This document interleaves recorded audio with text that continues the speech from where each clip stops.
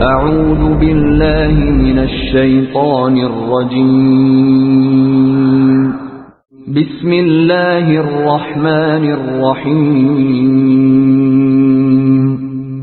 به نام خداوند بخشنده مهربان. ارأیت الذی یکذب بالدین. ای پیامبر، آیا کسی که روز جزا را تکذیب می کند دیده ای؟ فذلك الذی یدع الیتیم.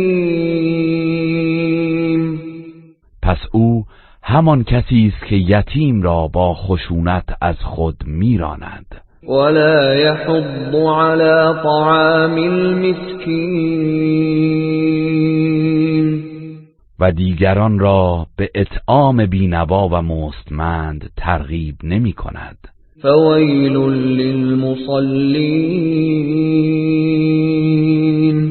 پس وای بر نمازگزاران، الذين هم عن صلاتهم ساهون. همان کسانی که از نمازشان غافلند. الذين هم يراءون.